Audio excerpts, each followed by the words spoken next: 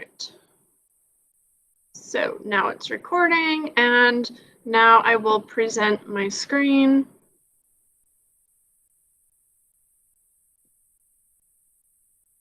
Share.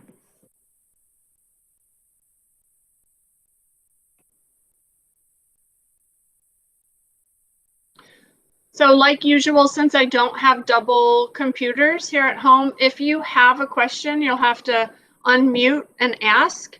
I flip back and forth often to just kind of, look at your faces to see if I'm, talking crazy talk or if you're following me. But if you have a question, you just got to jump in, okay? All right, so here we go. Hinduism, which we need to understand in order to understand Hindu art. So I'm going to start with some background information. First of all, it is currently the third largest religion globally, third in line to Islam and Christianity. And it's considered a religion, but also like Buddhism, it's considered more a philosophy. Hinduism is very, very interesting because there is no one standard of practice. And actually, that's what is very appealing to me about Hinduism. Definitely in my life and in my guidance, I adopt a lot of Hinduism alongside kind of our Buddhist practice here at home, because the Hinduism really does kind of has grown out of Buddhism. So there's a lot of similarities, and just some of the practices, of course, are different, but they all kind of derived from the same institutions. Because there is no standard method of practice, there's not, one founder, there's not one holy doctrine, there's not one teaching. It's like an amalgamation of a bunch of these kinds of practices and philosophies, and then you as a worshiper, you kind of choose your own path in this philosophy. So it's a religion that's very catered to your individual needs. It's kind of in the teacher world, we talk about that as differentiation. When I teach in a classroom, I try very hard to teach to all the different learners, right, in the classroom. Well, that's a lot of what Hinduism is. It can be changed and it can be altered to meet the needs of the individual. So to me, that's very appealing. A worshiper can take exactly what they need out of this one religion instead of being held to one specific doctrine, one specific way. And if you screw up, there could be consequences. You get to kind of cater the religion to yourself. So because of that, it is considered one of the most tolerable religions in the world. And it is also very kind of dictated by like region and culture as well. How the culture and how the geographic regions dictate the needs of the religion. Some of the things that have been adopted directly from Buddhism is the concept of karma and reincarnation. So that samsara that we talked about. So Hindus believe the same. And just like Buddhism, there's a spectrum of it. You have some that really take karma and reincarnation very seriously. They will be careful when digging in a garden or walking on the sidewalk to not step on any critters or bugs or insects. But then, there's kind of course, looser beliefs in that as well. But we talked about how the difference with reincarnation in India specifically is that it politically gets a little bit mixed up with their pretty harsh caste system. So meaning that they have a caste system that, you are classified into these 5 different categories, like socioeconomic type of categories. And if you're born into that, you're just screwed. I mean, you're just born into it. You really can't come out of it unless perhaps you marry out of it, but that doesn't happen very often.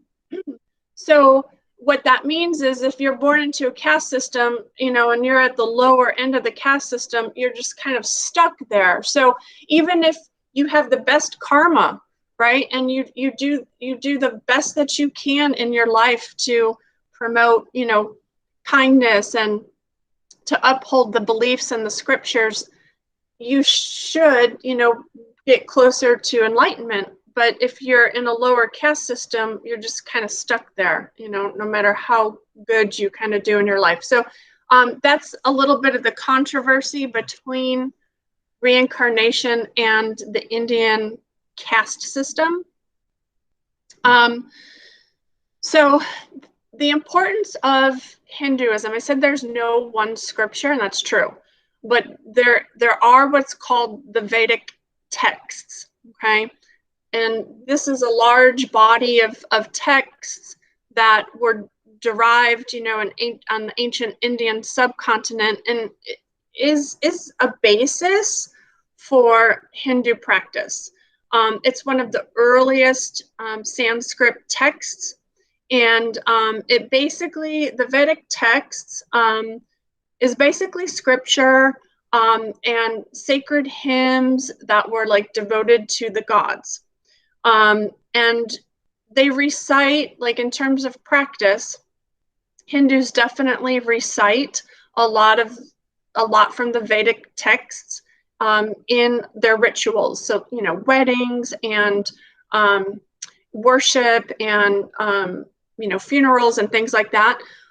But at the same time, that's not the one book. It's not the Bible. It's not the Quran. It doesn't have that same type of significance. But a lot of Hinduism is based off of these ancient texts. Through time, it's been interpreted. There's been many different cultures that have ruled over India, and it's been kind of interpreted, and then other texts have kind of been born off of the Vedic texts. So it is like the basis, but there's so many different avenues that come out of it. But that's also what Hinduism is. I have these images down here. If we had to put a little bit of a timeline on how Hinduism developed, really kind of started with the prophecies of the Upanishads in that, in that area of the Indian subcontinent, and then that kind of developed into Buddhism. Siddhartha used a lot of what the Upanishads had preached and discovered, and used that a little bit to help guide his pursuit and his journey to end all suffering. And then eventually it kind of broke up into Hinduism for India, and they took a lot from both of these philosophies and developed it into Hinduism. So there is a kind of an evolution that exists with Hinduism. So a little bit, we went over this, but Hinduism's mostly in Asia, like kind of that Western Asia. So you have, India, Nepal, Bali, Sri Lanka, Malaysia, Cambodia, a lot of the islands, like in the Pacific as well. Also, there's a lot of Hinduism there, but it's practiced by over 1 billion people worldwide. Like I said, we do not have a single founder. You can attribute Christianity to Jesus, Buddhism to Siddhartha. We don't have that in Hinduism. Like I said, no single scripture, no single way of teaching. Hinduism is extremely complex. So today I'm not gonna do it service at all. I'm giving you enough information so that we can look at the artwork and be able to explain it, understand it, and appreciate it. Okay.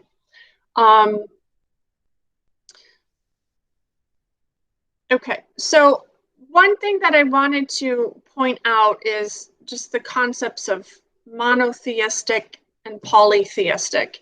And Hinduism is kind of a polytheistic religion, okay? So I'm going to come back to you guys here and ask you some questions. So monotheistic, is about one God. Polytheistic is multiple gods. So Jacob, I'm going to start with you. What category would you put the Romans in? Monotheistic or polytheistic?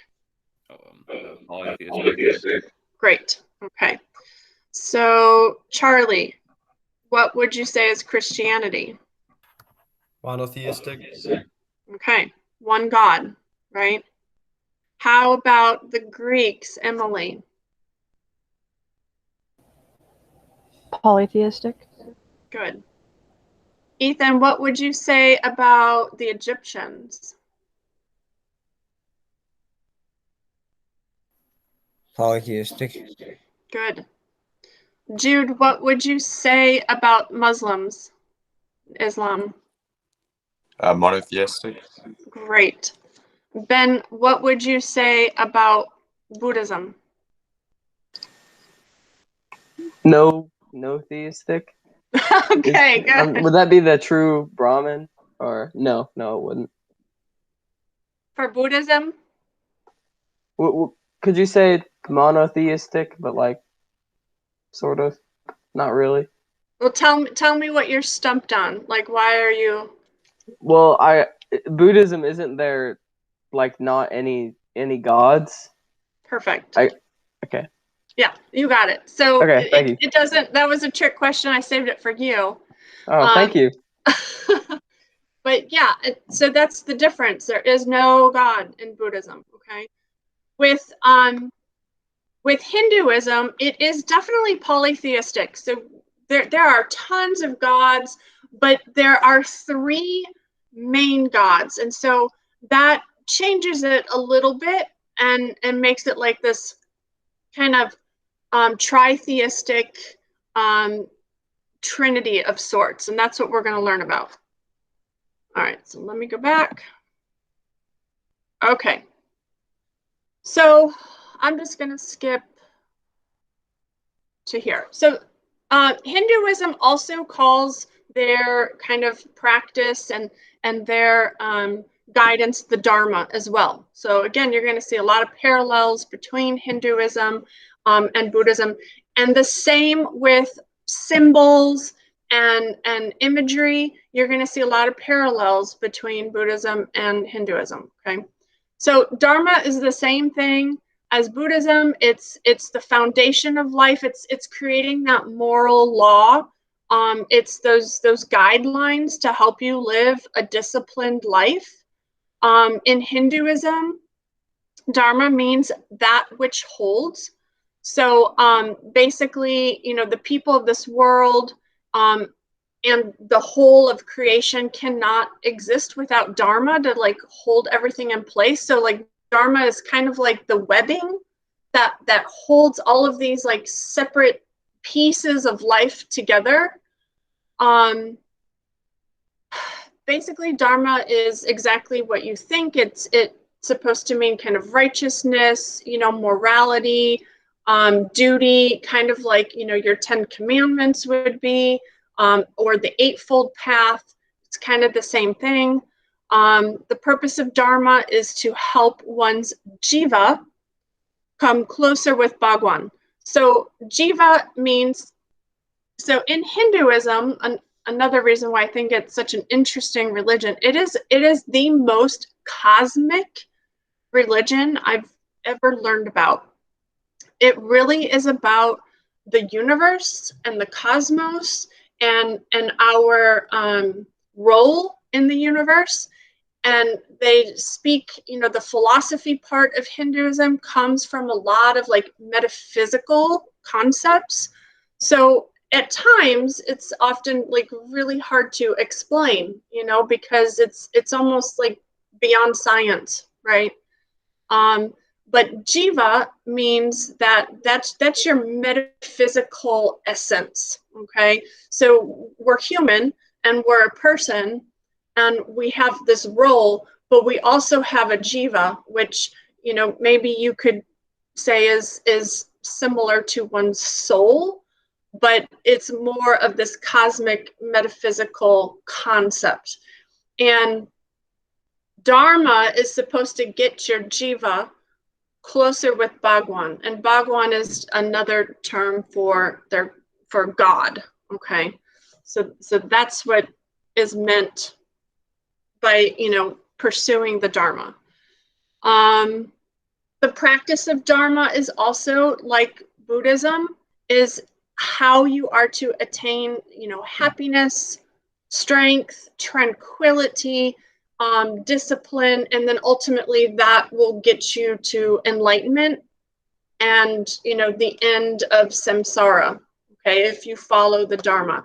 So a lot of similarities there, but the biggest difference, like I said, is Hinduism is much more cosmic. Okay. So this is where Hinduism becomes that religion that's catered to you, because there's no one way. You don't go to like a Hindu temple and they say, oh, this is what you do to be Hindu. It's not like that at all. You as a devotee, as a worshiper, you get to decide your path. And there's 4 main pathways to practicing Hinduism. So yoga is just like another word for like teaching or discipline. So you have karma yoga, you have jnana yoga, bhakti yoga, and raja yoga.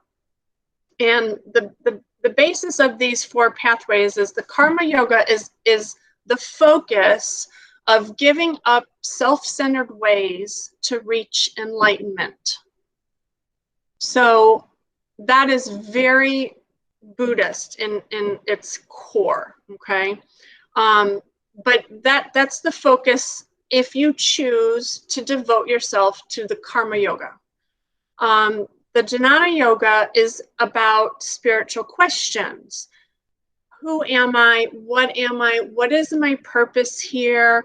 What am I supposed to figure out in this life? So it's all about figuring those things out. The bhakti yoga is about totally devoting yourself to a god. And when I say a god, I mean that. Like, you kind of get to choose the god that you want to devote yourself to. And we'll get into those gods here in a second. But then that would be your Hindu practice. That would be your ritual, your focus is you're really going to study that God and you're going to devote yourself to that God and do whatever dharma you can to, pay homage to that God. So you're just very focused on that guidance.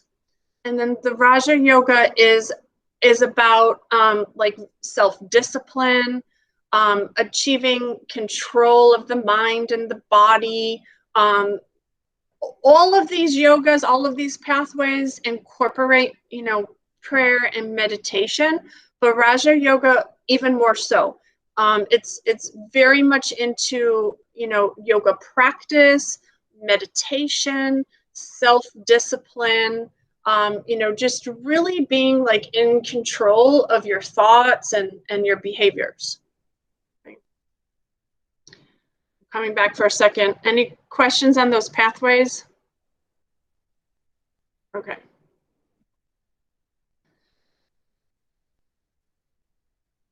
All right, so the gods.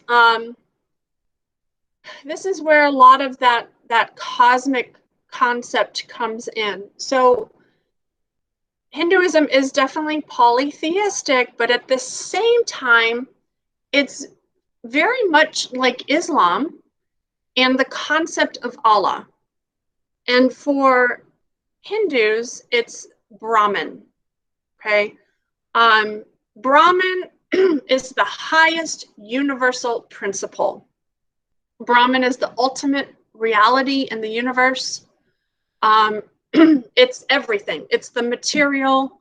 It's the formal and the final cause of all that exists. It's the infinite. It's eternal truth. It's blissfulness. So kind of like that enlightenment, that nirvana, which does not change, but yet it's responsible for everything that changes. It's a metaphysical concept, and it's about binding the unit. It's about the binding that unites all diversity of all that exists. So, I mean, that's a very difficult concept to break down. It's extremely philosophical. It's extremely cosmic. And it's probably a concept that we as humans can't understand and maybe shouldn't understand. And that's part of the powerfulness of it. That's very similar to Allah, because Brahman does not, just like Allah, does not take on any human form. It has no gender. It's not a figure. It's just this, this essence of everything. Okay. So that's like the tip of the triangle. I don't want to call Brahman a god, but it's a god concept, if that helps. Now, I'm sure a lot of you have heard of Om and have seen the Om symbol. I think it's something that's, become kind of like a, cross-cultural, almost household symbol and household name. But if you look at this quote that we have here from Nikola Tesla, it says, if you want to find the secrets of the universe, think in terms of energy, frequency, and vibration. The very foundations of our universe, of matter and thought, appear to lie in sound vibration, which is very similar to, the concept of Brahman. So, Om, does anybody know where Om comes from? What is it derived from? What is it? What is the Om symbol and what is Om? I love guessing. Please guess. Yeah, Charlie. Is it Buddhist? It doesn't. You're not wrong, but let's get a little bit more detail. Like, when do we use Om? Was it something they used when they were like meditating? Yes, exactly. So I don't know if you've ever seen anything, in a movie or some sort of image where you're in lotus position, right? And you're meditating. And oftentimes you'll repeat the word Om, right? Okay. That's where it comes from. What do you think they're doing, Jude? Does it relate to sound vibration, like the essence of the universe? Exactly. Okay. So it's about making your own body vibrate with sound, to feel those vibrations, to put out that energy, and then to connect with the universe, to connect with Brahman. Okay, so that's the connection between meditation, Om, and Brahman. Okay? All right. So now that we've learned this concept of Brahman, to confuse you even more, Brahman is made up of 3 gods. Vishnu, Shiva, and Brahma. And it always frustrated me when I was first learning about Hinduism. I said, why? Why do we have to make Brahma and Brahman so close? Because all that's going to do is confuse me. And it confused me for years. But they're separate, okay? So you are going to see so much imagery of these three gods, okay? Vishnu, Shiva, and Brahma. And so I put in a few paintings here of the three. So Vishnu, he is the creator. He represents the creator, and he is the one that is responsible for, you know, life and bringing everything to its prosperity. Then Brahma is the preserver, okay? So it's like you have this creation, now we need to preserve it, okay? And then Shiva is the destroyer. So hopefully what you're seeing there is the circle, and that's exactly what it's supposed to represent. You have the destroyer, the creator, the preserver, and it's just supposed to be this like circle of life, this endless cycle that, you know, just continues, that energy, okay? They all have their own characteristics. They all have their own stories. They all have their own kind of traits. So like Brahma is seen as extremely superior, peaceful, epitomizes enlightenment, whereas Shiva is kind of this, it's neither he nor she. Sometimes Shiva can appear to be very destructive, but the idea of destruction is not in terms of like hurting and destroying, but in terms of restarting, okay? Rebirth. That's what the destroyer is supposed to represent, the starting of a new. And again, if you think about all these philosophies and tie it with reincarnation, okay, that cycle of life, hopefully you're seeing a lot of parallels, okay? So this is what I said is confusing about Hinduism, where it is definitely polytheistic, but at the same time, you know, you kind of have this triangle of like the most important gods, which in a lot of polytheistic religions, they had the same thing, okay? In Egyptian, in Greek, you know, you had some gods and goddesses that were definitely more important than going down the family tree. And that's a lot of what happens with Hinduism, okay? So here are just some characteristics of each of them, which is going to be important for a lot of the architecture and the temples and the art that we're going to be looking at. So this is a picture of Vishnu, the preserver god. He protects the universe from being destroyed, keeps the universe going. These gods are known to come to Earth as human form in many, many, many ways. And it's not just these gods, but all of their gods, okay? And so he's known to come to Earth in 9 different forms. The most famous forms are Rama and Krishna. So if anybody's heard of like the Hare Krishna, so you may have a worshiper who is devoted to worship Vishnu, okay? But then you may also have a worshiper who is devoted to worshiping just Krishna, which is just one of Vishnu's forms, earthly forms, okay? And this goes on forever, you know, like this is endless. So you have Hindus that are really worshiping a lot of different deities and things like that, instead of just one god, but it's all under the umbrella of Brahman. Every Hindu believes in the concept of Brahman. Okay? This right here, this is the Bhagavad Gita, which is a book that, another book that is used in Hinduism, but specifically followers of Krishna.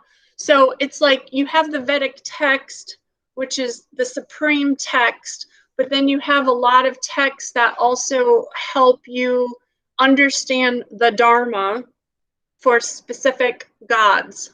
Okay. I said it was complicated. I wasn't lying. Krishna enforced the Dharma wherever he went. So he's kind of this hard, very moral God. And he was an energy form of Vishnu. And Rama, though, was a real king who exemplified meaning of Dharma as well. So again, it's, all of his incarnations, which means, God's coming down to the earth as human, are people that, Hindus worship on their own. Okay. And then Shiva, again known as the destroyer, but again, it's not to mean that this is like an evil person. This doesn't represent bad things. It's just about, rebirth, reborn, that, nothing, that the concept of impermanence is really represented in Shiva, which is a Buddhist, a Buddhist trait. And then here's Brahma. Brahma, when Brahma's older, you can usually identify him with this beard. But Brahma, who creates but neither preserves nor destroys, so he's just responsible for creating everything. Let's see. I think that's about the gist of it. Yes. So that's all I'm going to go through today, because I think it's a lot to process, and then we're going to get into some of the art starting on Monday, so that when we look at it and I say to you, this is the temple of Shiva, you're going to know what in the world I'm talking about. So any questions about what was said today? Anything that didn't make any sense at all? Or something you want to know more about? No, we're okay. Ethan. So is Brahma the creator or the preserver? Because on one of the slides he was shown as the preserver, and then on that last one it said he was the creator. What did I have? Let's think, unless I wrote it down wrong.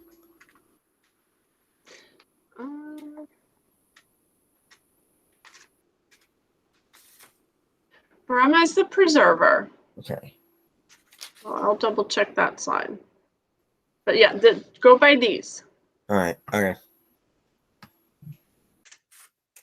So on Monday, oops, wrong tab. On Monday, if you're A group, I will give you a bunch of slides. And then B group, I'll give it to you on Tuesday. Jacob, I'm just going to have a stack waiting for you in the office on Monday. What I did is all of Asian art. So you're going to be getting Hindu, China, Japan, and Korea. Okay, all of those. Jude, are you done being temporary remote come Monday? Yeah, I'll be back. Okay. Okay. And then we'll just, like I said, we'll have our next class on Monday and Tuesday, and that should be it for Hinduism. And then I think we're moving into Japan after that. All right, so you don't have a lot of homework at all. And again, if you didn't turn in that e-learning, please do. I did put your test grades in Skyward. I don't know if you saw that. So that's been updated. If you don't have any questions, that's it. Thank you for coming. I will see ya. Miss Michaels. Yeah. So how does it work? Like, how are you like given this God or God to like devote your life to almost like at birth? Is like, do you just follow Hinduism and be like, I'm going to worship Brahma for my life, or are you like Yeah. selected? No, like so when I learned about this specifically from our student, it is almost like a proclamation that you make for yourself. Like, so like her and her dad had different yogas. Like they were they had different goals with Yes. Hinduism. And so that was very interesting, you know, and they kind of keep up with each other about it. And of course some of their rituals are the same Yeah. because it's so cultural, right? Yes. Yeah. But what they're trying to get out of their spirituality were different. It's all different, and that's how it's so, you know, Yeah. catered to each individual. Yeah. And you Actually, just make that proclamation for yourself. exactly. I actually have a friend, a really good friend of mine. Actually, he's Hindu, and I remember talking to him about it a while back, and he was just making a lot of jokes about it because obviously he never knew anything, and I was pretty gullible, so I just went along with it. But Sure. now that I know about this, I'm gonna actually ask him if obviously if he's open to it, and he would be Yeah. able to explain all this really well. Because I think even though you said it's pretty confusing, I feel like all religions, just in general, are so related to one another and they all Oh have my a gosh. similar goal at the end of the day.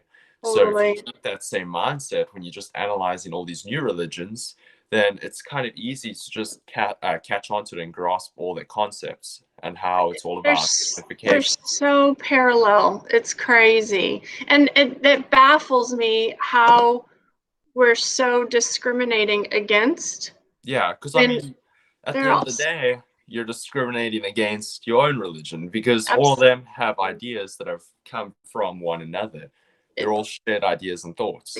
completely. Even if you go back all the way to like ancient Greece and stuff, you know, it they're all based off of the same moralities and the same need to worship and believe that there's something beyond it, but ultimately it's just a way to guide our human life, you know. Yeah, I Um, mean, they all are. What would you call it? Uh, not like rule books, lack of a better term, for no, just it's living out life and being, you know, a unified group of people trying to reach like a ultimate end goal right. through your We belief. But exactly. Well, we as humans, we need order. yeah, We may not want to admit that, but we do. but we do. We need order. That's I think in our biology. If you look back all the way to prehistoric times, you know, we didn't go from hunting and gathering to, you know, and nomadic lifestyles to building civilizations because we thrived in chaos. Yeah, We don't, you know, we need order and we need each other. And so it makes sense to kind of have that spirituality to guide us. yeah, and that's what I like about this class. Having that sense of open-mindedness coming into the class and learning about all these different religions really allows you to make those connections and have a greater appreciation for those around you and just diversity in the world. Because I mean, that's to me what makes the world beautiful is diversity, and having a better understanding of that diversity is really what makes living beautiful, essentially. Me So too. I totally agree with you. And I'm so happy. Of course, I like talking about art, mm, but I'm so happy that I could use this class to have the freedom to also then talk about religion because without the curriculum, you know, I couldn't be talking to you yeah, guys about religion in a public school. Um, but because it's part of the curriculum, I get to do that. And that was my minor in college was religious studies. And what it has done for me to just be an open and tolerable and appreciative human being, you know, I hope that I can influence others to be the yes. same way, you know. Exactly. And I feel like religion is this really touchy topic, like among kids our age, because I mean, I feel like everyone's just confused at the end of the day. But Uh-huh. I feel like I use this word more than any other word, but open-mindedness I find is key.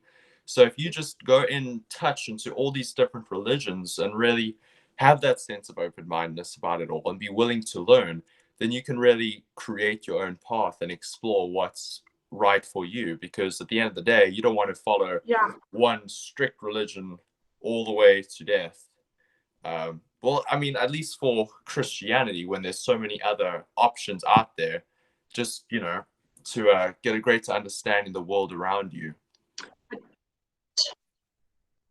And I like what you said about better understanding yourself, because honestly, it wasn't until I started traveling abroad, and because you are from another country, maybe you agree with me, but it wasn't until I started to immerse myself in Asian culture that I was able to finally learn what my own culture was. Like as Exactly. an American, prior to that, like I could not tell you what my American culture was. I was like, I don't know. We're just a hot mess, you know? Yeah.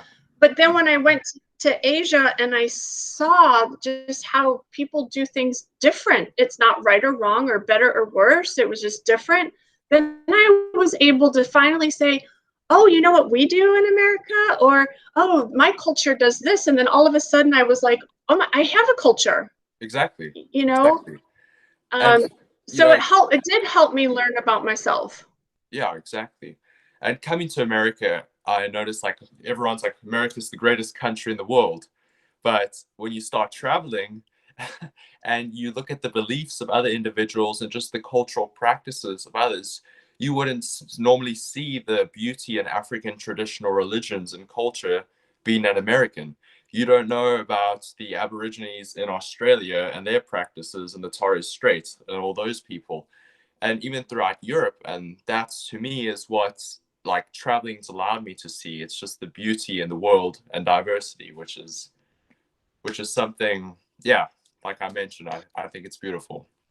Traveling is wonderful because it gets you out of your ethnocentric mentality, and I think that ethnocentrism is debilitating. I think it's a plague.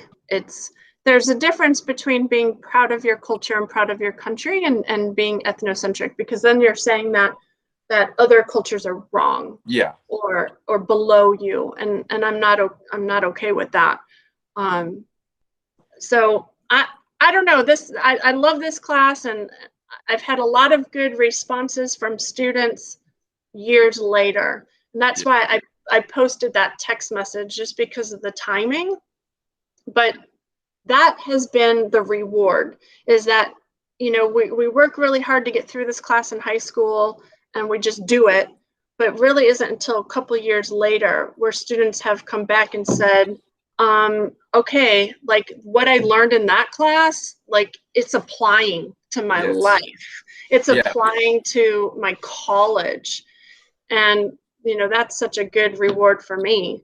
exactly. Because a bunch of 16, 17-year-olds in a high school class, they won't have that sense of greater appreciation until they really understand the world, you know, go and step out into the real world, and, you know, face everything head on. So that is great. And I wanted to mention, the other day I was talking to my dad. He lives in Australia, in Melbourne. Right. And he has very like similar beliefs to me. And he's always looking into different things. And I mentioned that we were looking at Pacific art. And the first thing he asked me is, do you know anything about the people of the Torres Strait in Australia, in like Queensland? And I was like, yes, I know about like the book mask, I'm pretty sure it is. Yeah. And I just explained everything about that to him.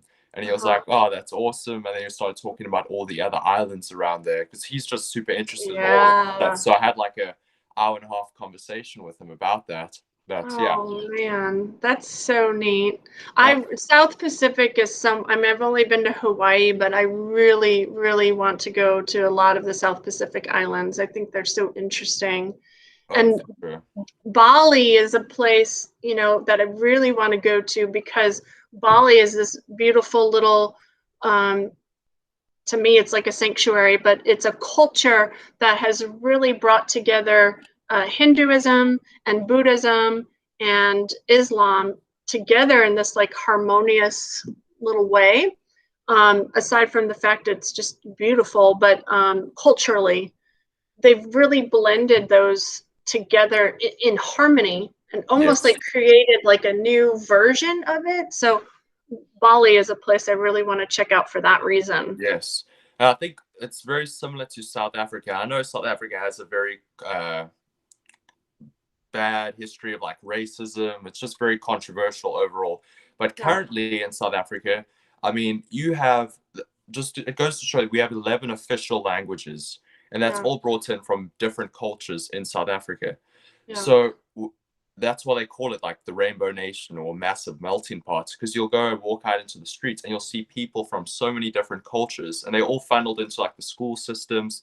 So all the new generations that are brought up as like one unified culture or multicultural like generation, really. So Right. that's what I really like about South Africa, in the sense that it's just a melting pot for diversity. And obviously I have that greater appreciation of it now coming to the US and Yeah. everyone's more narrow mindset here. Right. There's a lot of separatism. And that's what I was able to get in a like microcosm by growing up in Chicago. You know, my oldest daughter, she went to a school in Chicago that was 4 different languages, Yeah.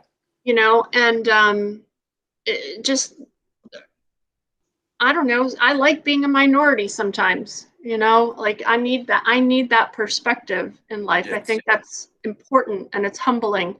And so living in neighborhoods that were all Puerto Ricans, you know, Yes. and being immersed in their culture, or the last neighborhood we lived in was Ukrainian, you know, Oh wow. Polish and Ukrainian. So it was just like you said, a little melting pot of all these cultures. But in South Africa, then, for the most part, does everybody live harmoniously? I mean, I know that wasn't always the No, case. it wasn't always the case, and it's still not the case in South Okay. Africa. Obviously, in the past, it was a lot of like white on black, Yeah. racism in a sense, and now it's kind of switched after like 1994. With obviously the population is 90% black to 10% white, and a lot of the land is owned by white farmers and just white people in general.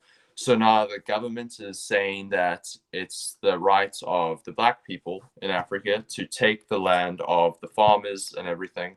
But the way that they're doing it's through like murder and violence, and it's disgusting really to see that happening in such a beautiful country.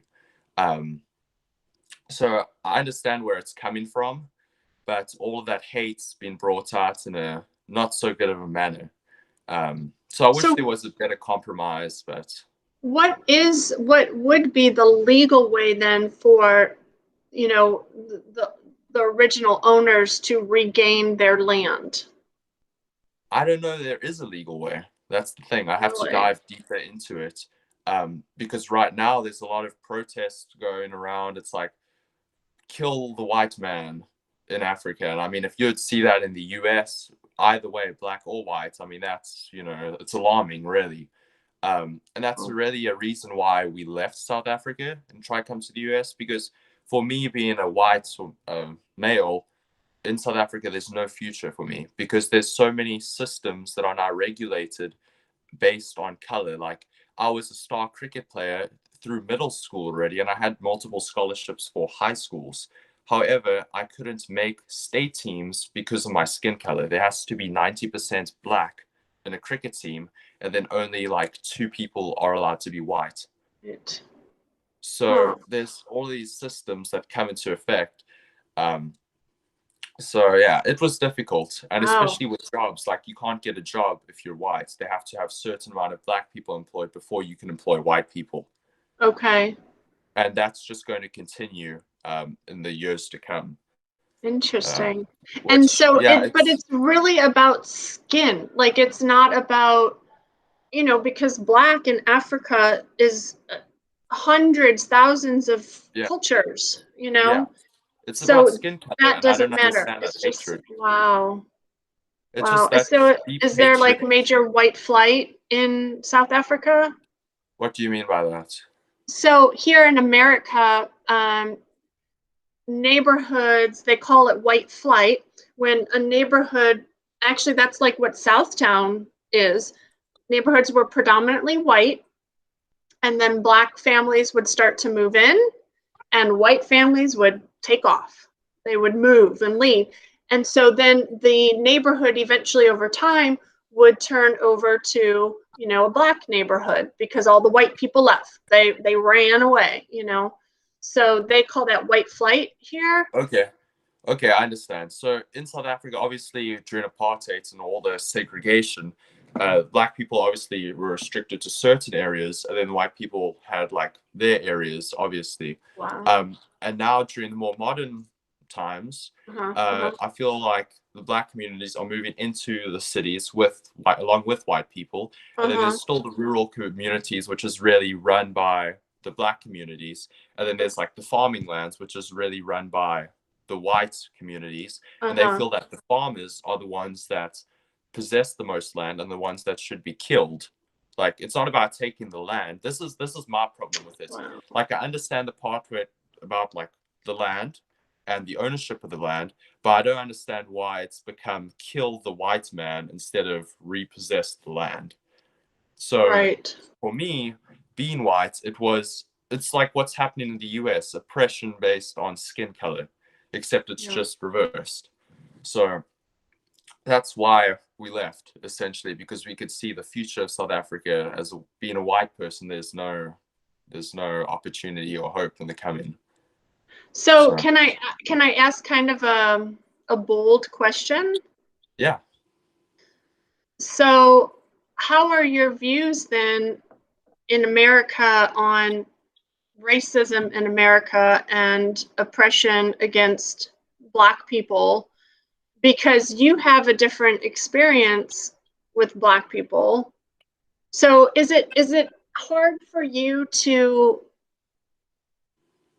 understand kind of the movement and the empathy? Yeah, so for me, I've been in their footsteps. I was raised by a single mother in a really bad part of South Africa, so I've seen it all.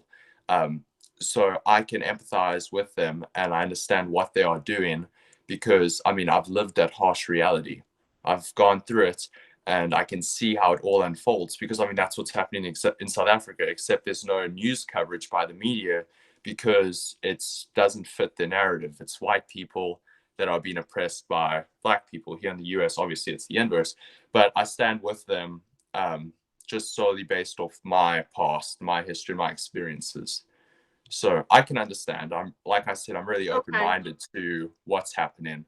I just didn't know if you made like if it was hard for your brain to decipher the distinction from, you know, just Black people, you know, no, I or don't see color. I don't see color. I see humanity behind that color. So I believe in the unification of people, but I don't see, boundaries. So you understand our history enough to understand why, you know, we have a BLM movement, why there's oppression against Black people. Like, you understand our history enough to be compassionate towards Black people here. I think you have to look at it without what would you call it, like bias. You have to understand both sides before you can make an accurate judgment. Right. And that's why I feel living in South Africa and feeling oppression, firsthand, I can come to the US and I can make an accurate judgment because obviously I'm taught like the history of the world. I have a pretty good understanding of it. So I know what Black communities have been through in Africa 400, 500 years ago and what's happening today in the United States. So that's what I really use to make these judgments on what's happening in the world right now. And I just don't like seeing the narrow-mindedness of other people voicing their opinion on the matter because it's just not logical, essentially, because they don't have that, broader understanding. Right. So that's just my opinion on it. No, I'm happy to hear that. I just also know that our psychological associations sometimes, make up who we are. So if I lived in an area where Asian people were discriminating against me and I felt like my life was in danger, right? And then I moved to another land, I would have probably an instinctual feeling about Asian people. Do you see what I'm saying? But you do not. I have that, greater understanding of history to understand that just Good. because someone fits a certain stereotype, they're Okay. not everyone's that type of person. Sure. Okay. Yeah, that's what I try to base all my beliefs on. Well, yeah. Well, that's good to hear. That's good. Well, I learned a lot from you. I appreciate that. Yeah, I learned a lot from you too. So I'm glad we had this quick conversation. But Yes. Anytime. I'm chatty, so yeah, I like asking questions, so that's even better. good. All right. Well, have a good Awesome. weekend. You too. Have a great rest of your day. See you Monday. Bye. Bye.